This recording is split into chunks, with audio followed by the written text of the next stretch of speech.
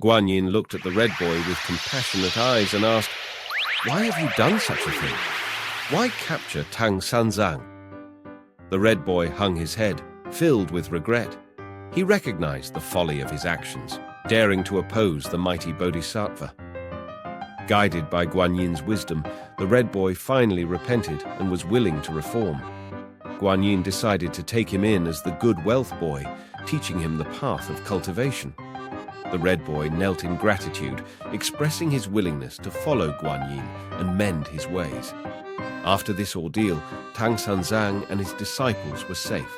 Guanyin explained that although the Red Boy was once a demon, his nature was not inherently evil.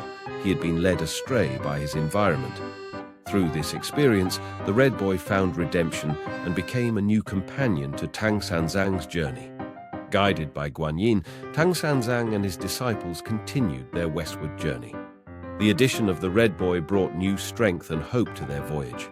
Each of them grew through this experience, understanding the importance of choices and the boundaries between good and evil. In the following journey, Tang Sanzang and his 4 disciples overcame one difficulty after another. Their friendship deepened, and their trust in each other became stronger.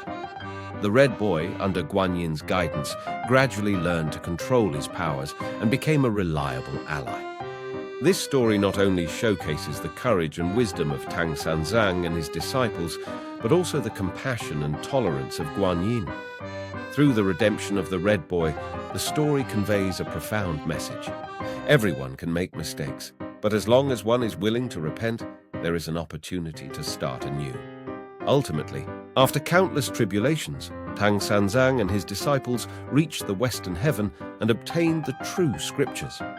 The Red Boys joining made their journey more colorful and united them in the face of adversity. This story has become a classic chapter in Journey to the West, forever etched in the hearts of readers.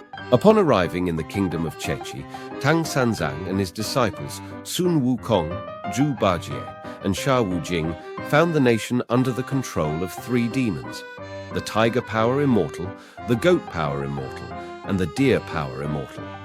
These demons, once beasts of the mountains, had deceived the royal court of Chechi with their sorcery and assumed the role of national sorcerers.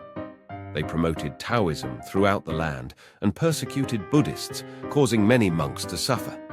Sun Wukong, with his keen insight, quickly discerned the true identities of these demons.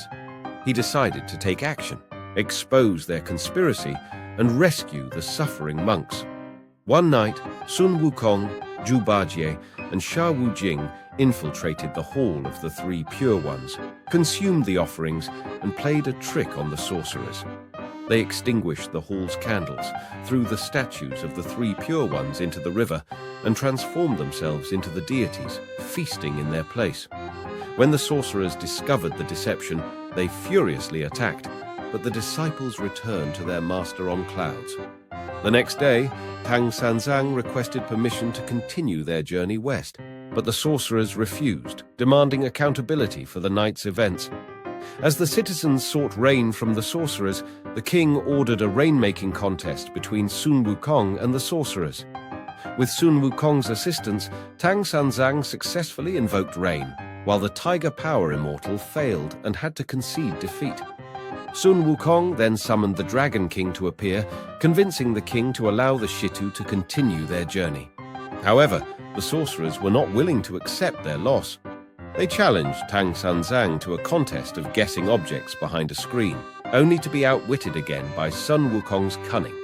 Next, they proposed a meditation contest on high platforms. Sun Wukong used his magical powers to elevate Tang Sanzang's platform, captured the insect sent by the Deer Power Immortal to harm Tang Sanzang, and then transformed into a centipede, causing the Tiger Power Immortal to fall from his platform. In the end, the Tiger Power Immortal, filled with rage and humiliation, challenged Sun Wukong to a beheading contest, the Deer Power Immortal to an abdominal incision contest, and the Goat Power Immortal to a boiling oil bath contest.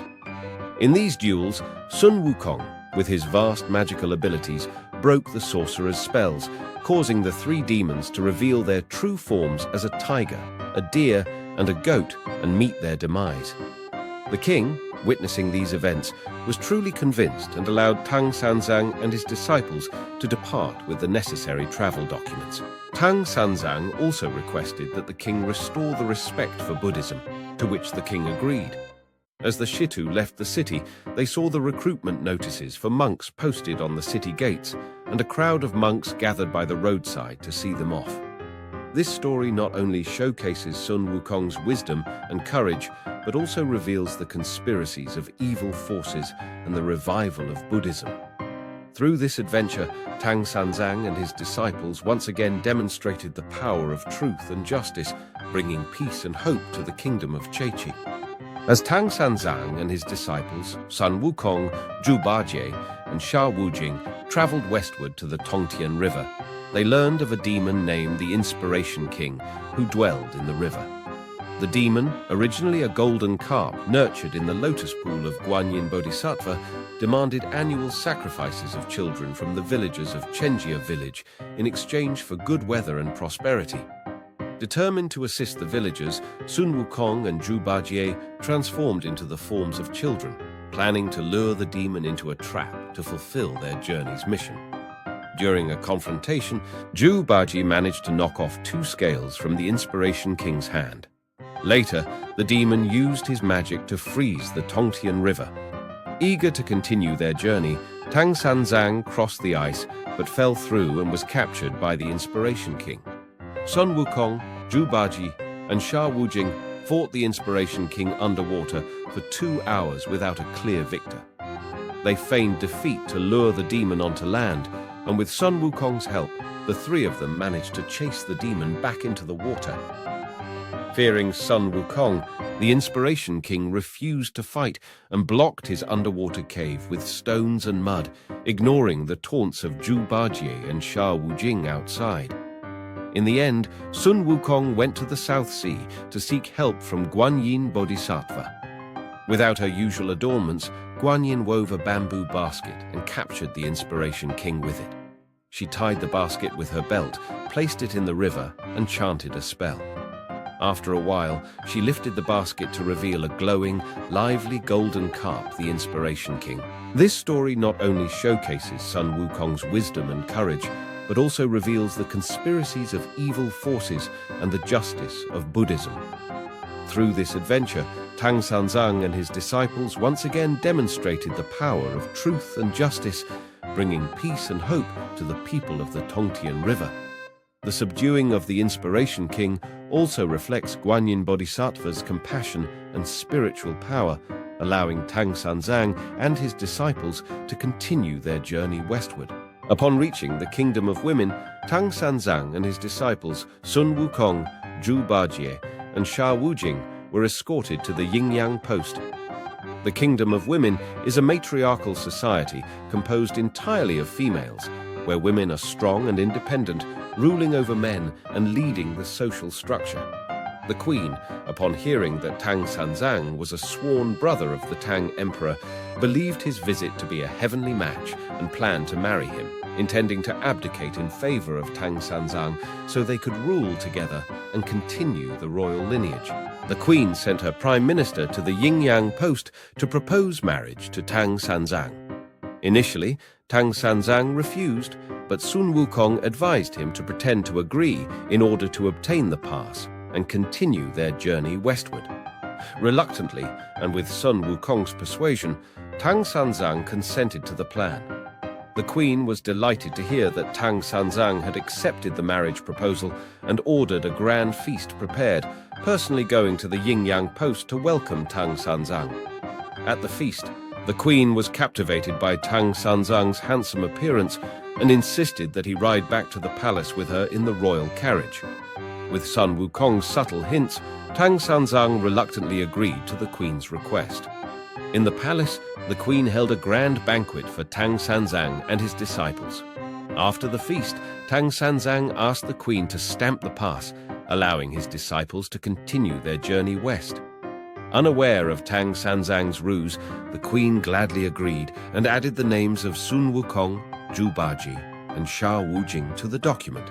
When the queen accompanied Tang Sanzang and his disciples to the city gate, Tang Sanzang suddenly declared his intention to leave with his disciples and continue their journey. The queen was shocked and tried to persuade Tang Sanzang to stay, but Zhu Bajie's hideous appearance and Sha Wujing's strength intimidated her, and Tang Sanzang was successfully rescued.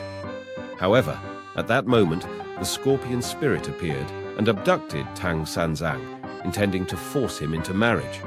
Sun Wukong, Zhu Baji, and Sha Wujing immediately set out to find their master.